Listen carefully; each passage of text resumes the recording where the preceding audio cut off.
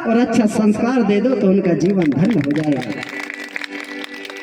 अरे सगाजन साथियों, आज के परिवेश में साइकिल वाला मोटरसाइकिल के लिए परेशान है, मोटरसाइकिल वाला फोर व्हीलर के लिए परेशान है, फोर व्हीलर वाला फॉर्चून के लिए परेशान है, फॉर्चून वाला हेलीकॉप्टर की सपना देख रहा है। ये संसार सागर में सुकून नहीं है, बिल्कुल लोभ और लालच के चक्कर में। सही बात है ना? इसलिए जितना हमारे पास है उतने में आत्मा को संतोष कीजिए और अपने जीवन को अच्छा बनाने के लिए, और जिसमें लोभ और लालच ना हो, इस प्रकार से बढ़िया आप मेहनत कीजिए। जरूर आपकी मेहनत रंग लाएगी, जरूर आपको सफलता हासिल होगी। और इस मंच के माध्यम से मैं यही संदेश देना चाहता हूँ। तो सगाजन साथियों, जो 5 बहनें थी, माता पिता का आज्ञा पालन करके वो भी अपने भाइयों को ढूंढने के लिए निकल जाती हैं। अब जो 5 बहनियां थी वह घर से निकल जाती हैं और गांव-गांव में जाकर के उन्हें ढूंढती हैं। अब एक गांव में 5 बहनी पहुंची और गांव वालों से पूछा कि भैया, आपने हमारे बड़े भैया कुंवरा भीमाल पेन और जो 6 भैया आए थे बाज में, उन्हें आपने देखा है क्या? तो गांव के लोगों ने कहा, हाँ आपके भैया आए थे बोले, और यहाँ पर गांव-गांव में ठाना और बाना बना करके दूसरे गांव चले गए। तो जो 6 भैया थे ना, गांव-गांव में जाकर के क्या काम करते थे? तालाब बनाना, कुआं बनाना, बीजों का परीक्षण करवाना, रोग राइयों को दूर करने के लिए उन्हें तंत्र मंत्र सिखाना, बीजों का परीक्षण करना, ये सारी व्यवस्थाएं सगा समाज के लोगों को हमारे 6 भैया सिखाते थे। तो इसी प्रकार गांव के लोग उन 5 बहनी से कहते हैं कि आपके भैया यहाँ तो आए थे, लेकिन हमको सत्य ज्ञान की शिक्षा दीक्षा दे करके गांव में ठाना वाना बना करके और दूसरे गांव चले गए। तो जिस गांव में वो 5 बहनी जाते हैं, उनको इसी प्रकार की वृतांत उनको सुनने को मिलता। मेरे सगाजन साथियों, तब 5 बहनी ढूंढ करके हताश हो गई, परेशान हो गई। तो 5 बहनी ने सोचा, बताओ हम जिस गांव में भी जा रहे हैं तो हमारे भाइयों का मान और सम्मान हो रहा है, बोले तो क्यों ना हम भी जीवन पर्यंत कुमारी रह करके सगा समाज की सेवा करेंगे, तो हमारा भी मान और सम्मान ये सगा समाज करेगा। मेरे सगाजन साथियों, 5 बहनियों ने भी गांव-गांव में जाकर के और गांव के लोगों को सत्य ज्ञान देने का प्रयास किया। तो जो बड़ी बहन थी पंडरी और जो कुंगोर दाई थी, वो गांव में जाकर के अन्न धन की रक्षा करने के लिए उनको संदेश देती थी, शिक्षा देते थे कि ये जो बीज आप बोते हैं और फसल जब काट के लाते हैं तो इन बीजों का संरक्षण आपको कैसे करना है। तो उनको कोठी बनाना, जो कोठी में रखते हैं ना अन्न, वो कभी उनमें घुन नहीं लगती। आज के समय में तो अनेक प्रकार की जो दवाइयां हैं उनको डालने पर भी जो बीज होते हैं वो घुन जाते हैं, घुन लग जाते हैं उनके। लेकिन उस समय में जो बड़े बड़े कोठियों का निर्माण करते थे, उनमें जिन अनाजों को रखते थे उनमें कभी घुन नहीं लगती थी। मेरे सगाजन साथी, बताइए कितनी अच्छी हमारी सामाजिक व्यवस्था थी, हमारे पुरखों की व्यवस्था थी। उस व्यवस्था को हमारे लोग भूलते जा रहे हैं। तो जो पंडरी और पुंगार दाई थी, इन्हीं को हमारे लोग आज अनधन की देवी कहते हैं, और इसी की पूजा आज गांव-गांव में अन्नपूर्णा के नाम से किया जाता है। तालियां बजाएंगे। तो जब दिवाली का समय होता है, दिवाली के अमावस्या के दिन में जब हमारी फसल काट करके हम अपने जब घर में लाते हैं ना, तो कौन सी लक्ष्मी की पूजा होती है?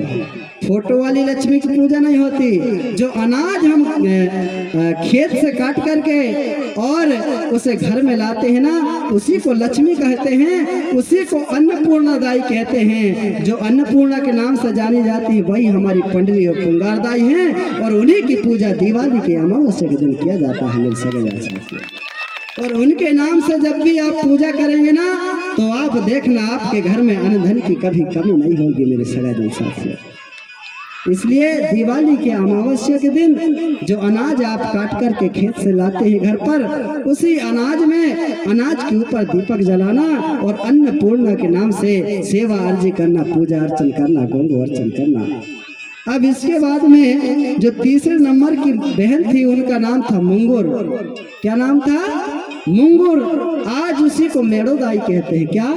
मेड़ोदाई। तो आज भी जब हमारे गांव में शादी विवाह होता है, इस गांव से उस गांव जब बारात जाती है तो बारात सबसे पहले मेड़ों में जाकर रुक जाती है। तो हमारे बेगा भूमका पंडा परिहार रहते हैं ना, वो जाकर के मेड़ोदाई में सबसे पहले धूप लगाते हैं और उस गांव की मेड़ोदाई को सुमरन अर्जी करते हैं कि हे मेड़ोदाई, तुम्हारे इस गांव में हम प्रवेश कर रहे हैं, कृपा करना, हमारे जो दुल्हा राजा हमने साथ में लाया है इसको कहीं किसी प्रकार की परेशानी ना हो, और जितने भी हमारे संग में बाराती आए हैं इन्हें भी किसी प्रकार की काल क्लेश विघ्न बाधा ना हो। इस प्रकार से हमारे बेगा भूमका पंडा परिहार के द्वारा युगों युगों से जन्म जन्मांतर से आज तक उस मेड़ोदाई की पूजा होती। इसके बाद में गांव से आगे बारात बढ़ती है, गांव में प्रवेश करती है मेरे सगा साथी। तो ये जो मेड़ों की मेड़वाई दाई है ना, ये गांव की रक्षा करती है। जो बाहर से जो रोग आते हैं हमारे गांव में, किसी प्रकार की रोग आती है ना, उन रोगों को निवारण, उन रोगों को थामने का अगर कोई काम करती हो हमारी मेड़ोदाई है। तो इसलिए अगर गांव में, किसी गांव में परेशानी आ जाती है, अगर गांव बेलों में जो खुरी की बीमारी आती है दादा, गाय बैलों में आ जाती है ना खुरी की बीमारी, तो हमारे जो बेगा भूमका पंडा परिहार होते हैं ना, उसकी निकासी कैसे करते हैं? बढ़िया उनको उन शक्तियों को स्मरण करते हैं, आराधना करते हैं, जड़ी बूटियों के माध्यम से हमारे गाय बैलों की पूजन अर्चन करते हैं, उनके वैद्य यंत्र के माध्यम से, जड़ी बूटियों के माध्यम से उनका इलाज करते हैं। और इसके बाद में एक काला मटका में और इस मेली का सामान लेकर के और मेड़ों तक ले जाते हैं और मेड़ोदाई में इन रोगों का निकास कर देते हैं, जिससे मेरा गांव स्वच्छ हो जाता है, सुरक्षित हो जाता है, रोग से मुक्त हो जाता है मेरे सगे से।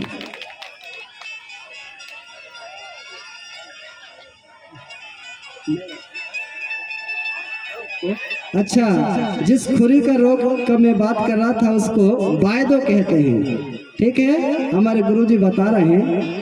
उस रोग को बायदो कहते हैं। जब यह रोग आता है ना, तो हमारे बेगा भूमका पंडा परिहारों के द्वारा जो गांव बधाई का काम करते हैं वो इस रोग का निकासो मेड़ों में ले जा करके करते हैं, जिससे यह रोग दूर हो जाता है, समाप्त हो जाता है। समझ में आ गया होगा तो ताली बजा दीजिए। अब इसके बाद में चौथे नंबर की जो बहन थी जिसका नाम था कुसार। क्या नाम था? कुसार। अब इसी कुसार को वर्तमान समय में आज हम पनघट की देवी कहते हैं। क्या कहते हैं? पनघट की देवी पनिहारिन दाई के नाम से भी गोंगो करते हैं। जो झिरिया होती है ना, जहाँ पर से पानी पिछड़ा रहता है, बिल्कुल वहाँ की पानी कभी सूखती नहीं है, तो ऐसे स्थानों पर हमारी झिरिया दाई का निवास होता है। इसी को पनिहारिन दाई कहते हैं और इसी को कुसार दाई कहते हैं, ठीक है ना। तो ये कुसार दाई का काम क्या था? गांव गांव में जहां पर पानी की समस्या बनती थी तो सही जमीन का परीक्षण करके किस जगह पर पानी निकलेगा, ऐसे जगह का परीक्षण करके गांव में झिरिया का निर्माण करने वाली अगर कोई दाई है तो हमारी कुसार दाई। एक बार फिर से ताली बजाएं। तो सगाजन साथियों, ये हमारी कुसार दाई हुई। इसके बाद में जो सबसे छोटी दाई थी जिसको हम खेरो दाई कहते हैं, इसी को गोंडी में चुडुर सेलार कहते हैं। क्या कहते हैं? चुडुर सेलार। चुडुर सेलार का मतलब होता है छोटी बहन। जो सबसे छोटी बहन थी उसको चुडुर सेलार कहा गया और उसी को आज हम खेरो दाई कहते हैं। कुछ क्षेत्र में माता दाई कहते हैं, छत्तीसगढ़ में इसी दाई को शीतला दाई कहते हैं, और उड़ीसा क्षेत्र में पिछले साल में उड़ीसा राज्य में यह कार्यक्रम करने गया था कोई अपने कार्यक्रम में, तो हमारे उड़ीसा राज्य में आज भी गोंडी भाषा बोला जाता है। तालियां बजाएंगे एक बार फिर से। उड़ीसा राज्य के मलकानगिरी जिले में पिछले वर्ष चैत माह के महीने में हम वहाँ पर यह कोयप नेम कार्यक्रम करने के लिए गए थे। तो वहाँ के आदिवासी लोग आज भी ये गोंडी भाषा को, अपनी भाषा को बचा करके रखे हैं और गोंडी भाषा बोलते हैं। तो वहाँ पर उस क्षेत्र में ये खेरोदाई को खेरोदाई के नाम से नहीं जानते, ना माता दाई के नाम से जानते, ना शीतला दाई के नाम से जानते। उधर कहते हैं गांव की माता के नाम से खेरोदाई की पूजा अर्चन करते हैं। जब वहां पर मैंने पूछा आपके गांव में खेरोदाई का स्थान कहाँ है, तो उन लोगों को समझ में नहीं आया। बोले हमारे यहाँ कोई खेरोदाई नहीं है। अच्छा, मैं कहा गांव की कोई देवी होगा क्या जहाँ पर सब लोग पूजा करते हैं? बोले हाँ। तो क्या नाम से पूजा करते हैं? बोले गांव की देवी, गांव की माता। तो मैं कहा वही तो खेरोदाई में कहा। अगर किसी ने, अगर ये धरती दाई में किसी ने गांव बसाने का काम किया है तो अब वह हमारी खेरोदाई है। जो है खेरोदाई ने ये संपूर्ण गोंडवाना भूभाग में जहाँ जहाँ तक उन्होंने अपने जीवन में घूम घूम करके गया तो उन्होंने गांव का निर्माण करवाया, गांव बसाने का काम किया। तो खेरोदाई इसलिए गांव की देवी कहलाती है, उसी को हम खेरोदाई कहते हैं। तो सगाजन साथियों, खेरोदाई का काम क्या था? गांव में किसी भी प्रकार की रोग राई आ जाए उसका निवारण हमारी खेरोदाई 9 प्रकार की नीम के जड़ी बूटियों के माध्यम से ये बीमारियों का इलाज किया करते थे। कितने प्रकार के नीम होते हैं? 9 प्रकार के नीम होते हैं। मीठी नीम, कड़ियो नीम, टहकी नीम, भोई नीम, इस प्रकार से ये 9 प्रकार की नीम पाई जाती हैं। इन्हीं 9 प्रकार के नीम के जड़ी बूटियों के माध्यम से, पत्तों के माध्यम से हमारी खेरोदाई गांव में जो भी रोग राई आती थी सभी का इलाज इन्हीं जड़ी बूटियों के माध्यम से करती थी। जोरदार तालियां फिर से बजाएंगे। अब बताओ खेरोदाई और हमारी दुर्गा देवी के में क्या अंतर है? क्या अंतर है? क्या ये कही है? आज मैं देख रहा हूँ जिस जगह पर खेरोदाई का स्थान था वहाँ हमारे लोग दुर्गा जी का मूर्ति वहाँ पर बिठाने लगे हैं। देखिए, मैं किसी जाति धर्म का विरोध नहीं कर रहा हूँ, क्योंकि हम कोयप नेम को मानने वाले लोग हैं और ये कोयप नेम किसी जाति धर्म के साथ भेदभाव करना नहीं सिखाता। लेकिन इतना है, जब सभी धर्म के धर्म गुरु अपने अपने धर्म की बात बताते हैं तो मैं भी गोंडी धर्म का गुरु होने के नाते ये गोंडी धर्म का इतिहास आपके समक्ष बता रहा हूँ। इसमें कोई दो मत की बात नहीं है मेरी सगा। जो सच है तो सच है, गलत है तो गलत है, इसमें कोई दो मत की बात नहीं है।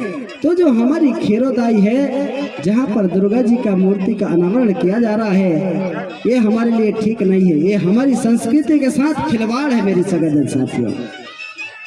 खिलवाड़ है कि नहीं?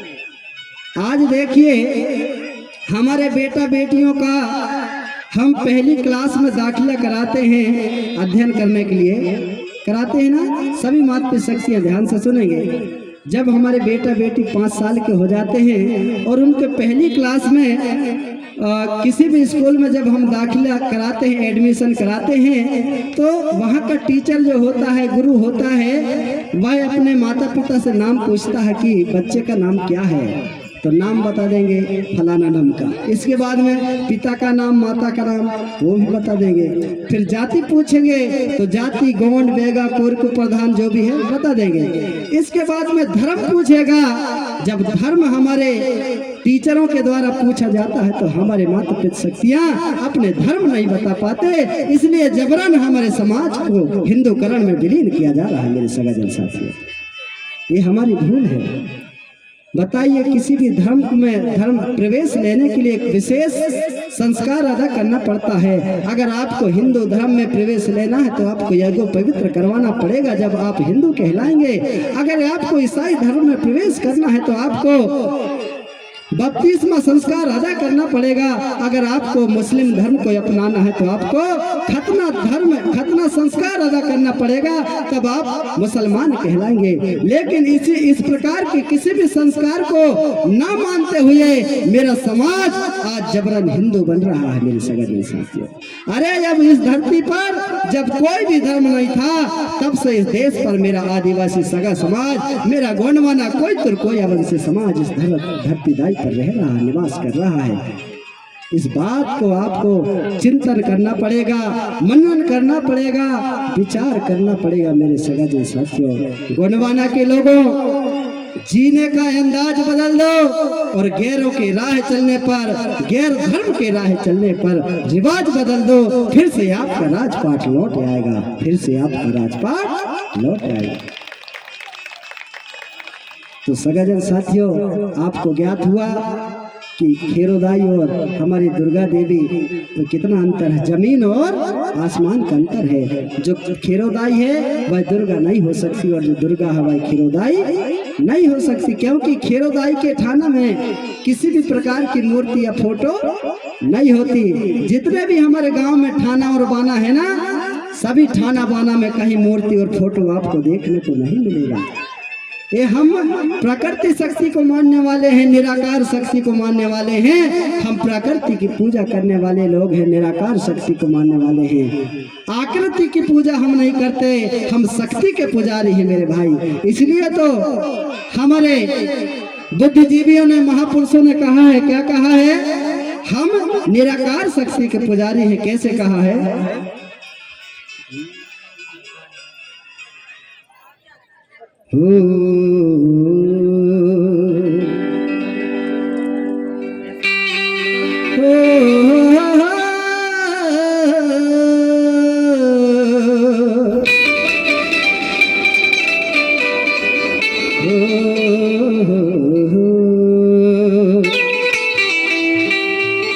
बड़ा देव के पुजारी कोया हमें गाए हो माँ।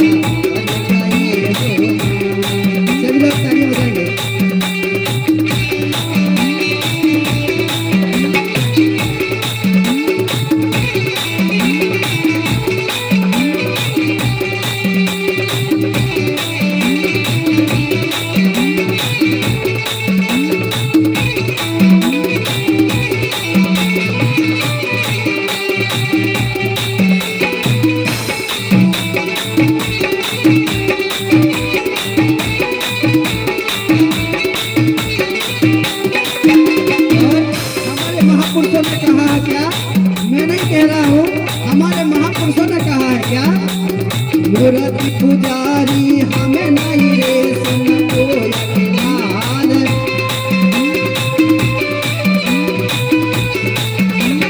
मूर्ति पुजारी हमें नहीं रे सुन को यकीनान।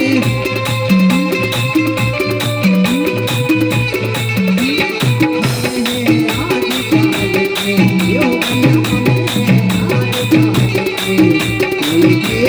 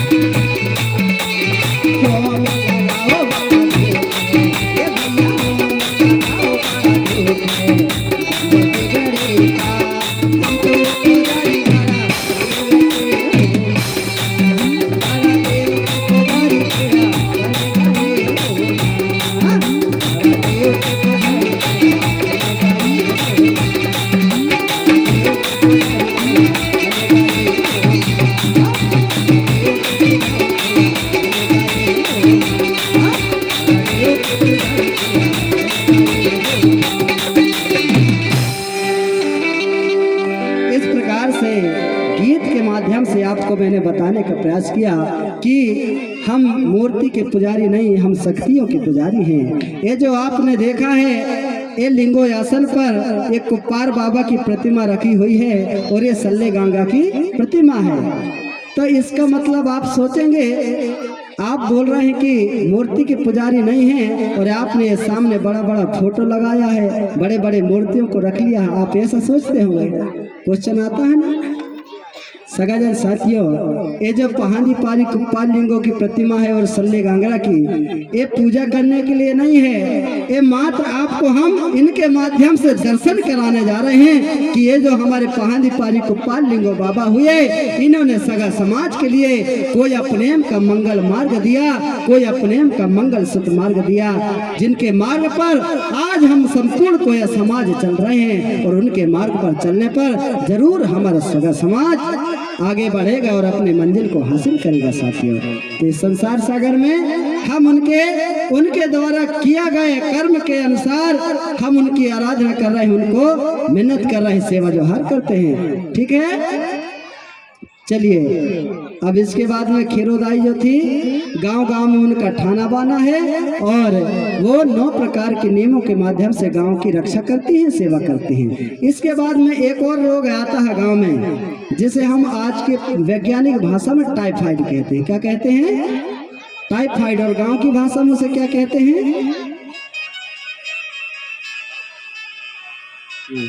गांव की भाषा में माता बोलते हैं उसको, हमारे इधर माता दाई आई ही बोलते हैं। ठीक है, जो फोड़े होते हैं टाइफाइड वाला, तो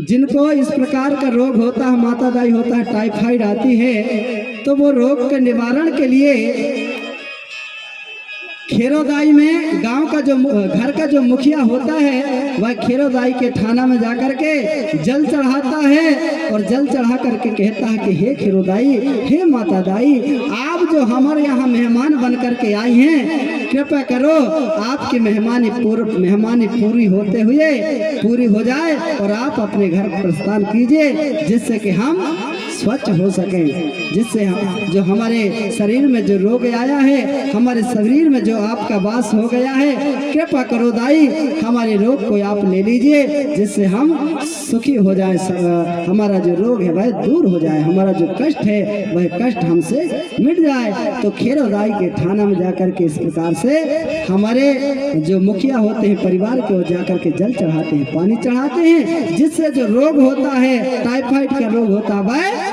दूर हो जाया करता है। मेरे सगा जन साथियों, बोले प्रकृति शक्ति फड़ा पेनता।